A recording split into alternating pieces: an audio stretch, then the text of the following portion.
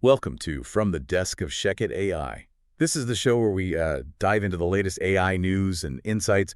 We try to unpack it all looking through, philosophical, business, and societal lenses. Our aim is really to help you cut through the noise, make sense of this incredibly fast-moving world of AI, whether you're deep in tech or just curious about what's coming. So today our mission is to take a proper deep dive into some really fascinating developments.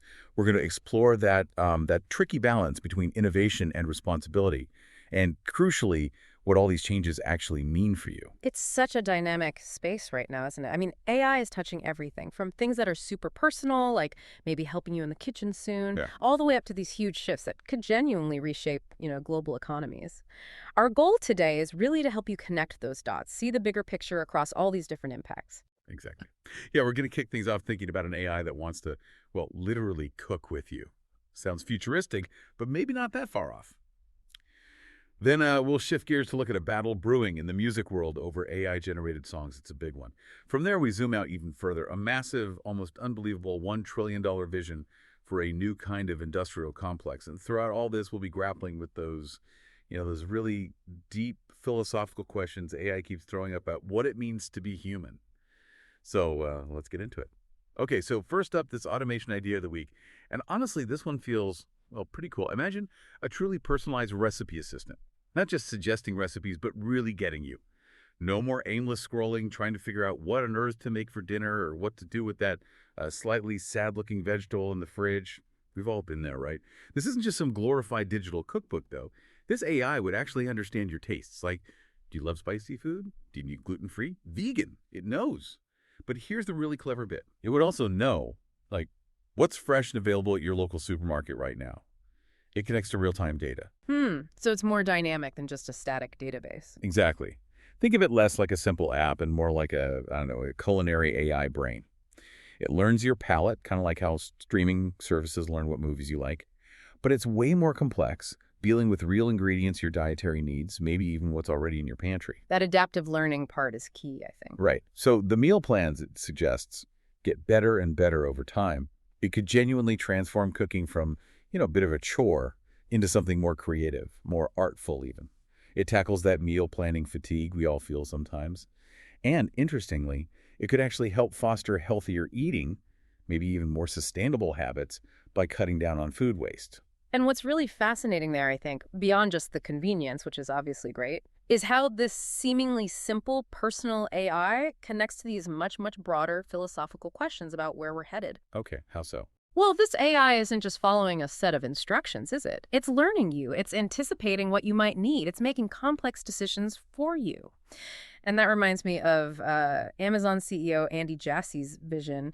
He talks about a future with billions, literally billions of AI agents working away in the background, performing these incredibly complex tasks, changing how we shop, how we search, how we interact with, well, everything digital. Billions of them. Wow. Yeah, and when we talk about AI having meaningful agency, we're not just talking about like a smart thermostat. We mean systems that can genuinely anticipate needs, make quite nuanced decisions, learn from their actions, essentially acting like intelligent co-pilots in our lives, not just tools we pick up and put down. Right, more like partners. Kind of. And that immediately raises huge questions, doesn't it? What happens to human authenticity, to our sense of responsibility, to trust? When machines are doing so much for us, curating our choices, even our experiences, is leaning on AI for decisions a new kind of enlightenment? Does it free us up from mundane stuff to focus on, higher things, more creative pursuits? Or the flip side. And this is the really crucial part we need to consider, does it become a kind of abdication of our own agency? Do we slowly let our own decision-making muscles weaken? As these AI agents get woven into the fabric of our daily lives, we really have to ask, is this progress enhancing our moral, our existential framework, or maybe diminishing it in some subtle way? That is the million-dollar question, isn't it? Freedom versus losing some essential part of ourselves. Do you think it's possible to, strike a balance, to get the efficiency without losing that human core? What kind of, guardrails would we even need for these systems? That's exactly where the conversation needs to focus now, because the tech is moving so incredibly fast. The ethical thinking, the philosophical frameworks, they're playing catch-up, frankly. We're looking at AI not just as a tool like a calculator, but as a collaborator. And defining the rules of that collaboration is absolutely paramount. It's really about designing AI to augment us, not just replace our thinking entirely. And those guardrails you mentioned, they probably need to be baked right into the AI's design from the start. Things like transparency, making sure we can understand why an AI made a certain decision, and always keeping ultimate human oversight, even as they get smarter. Okay, so from our smart kitchen assistant making these philosophical waves, it feels like a short hop to the creative industries, where things get even messier maybe. Because if AI can craft your perfect meal, what about your perfect song? And get this, the streaming service Deezer, they've actually launched a major initiative just to identify AI-generated music on their platform. Ah, so the detection side of things. Exactly. Think about this statistic for a second. Apparently, AI is already composing something like 18% of the new tracks uploaded to streaming services. 18%, that's Yep. huge. Nearly 1 in 5 songs. Right. It's not just elevator music anymore. This is a serious shift. And Deezer's move, it isn't just academic curiosity. They're trying to tackle potential fraud, fake streams, protect the intellectual property of human artists, and crucially, make sure royalties go to the right people. Fair compensation. But that must be incredibly difficult to detect accurately, surely, especially as the AI gets better at mimicking human creativity. Oh, absolutely. That's the challenge. Yeah. Generative AI, especially things like Jan's generative adversarial networks, they're designed to fool detectors, essentially. Yeah. They get really good at capturing human nuances.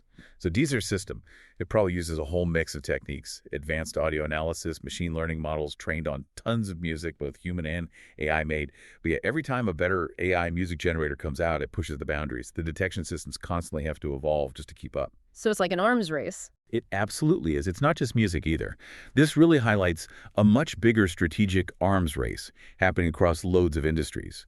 Companies are realizing they need sophisticated AI tools, not just to create things, but also to regulate, to police their own platforms and ecosystems. The continuous game of cat and mouse. Precisely. And these detection measures, they're becoming vital to try and preserve artistic integrity. Amidst all this rapid change, it also just screams out for clearer legal frameworks around AI-generated content. Without clear rules, it's chaos, right? And it could really undermine trust and the ability for human creators to make a living. You've really hit on something crucial there with the arms race idea. This isn't just about songs or royalties. This same dynamic, this sort of industrial cat and mouse over IP, over value, it scales up massively when we look at societal and economic transformation. Okay, how do you mean? Well, let's connect this to an even bigger picture. Think about Masayoshi Son, the SoftBank chief, his vision. It's incredibly ambitious. He's proposing a $1 trillion industrial complex, potentially in Arizona, focused entirely on AI and robotics. 1 trillion with a T. With a T. It's a staggering number. And it's not just about the money. It seems to echo this bigger societal push towards revitalizing manufacturing, boosting innovation, aiming for more technological independence, particularly for the U.S. So bringing high-tech manufacturing back. Kind of, but with a very futuristic twist. What's really interesting is the model they're apparently looking at, China's Shenzhen. Shenzhen isn't just a city, it's this incredibly dynamic ecosystem where manufacturing, R&D, innovation, it's all tightly integrated. It allows for super fast prototyping and production. So trying to create that same kind of environment. Exactly. If this Arizona project or something like it actually happens and succeeds, it could fundamentally reshape American industry, maybe even global supply chains. It could bring back some manufacturing, yes, but likely in a highly automated AI-driven form. But, and this is a big but, it also brings up some serious societal questions. Like what? Well, on one hand, these mega projects could definitely boost regional economies, create new high-tech jobs. On the other hand, could they also ramp up geopolitical tensions as nations increasingly compete for dominance in AI and advanced tech for self-sufficiency? Right, the race for technological supremacy. Yeah. And think about the practicalities, the resources needed for something this huge, the energy, the water, the impact on local communities. It's massive. So as society starts to grapple with these enormous projects, you have to wonder how our collective identity as consumers, as citizens, gets shaped by this kind of technological renaissance that's so deeply tied up with national strategy, maybe even national security. So we could be looking at a kind of AI-driven rebalancing of economies, potentially.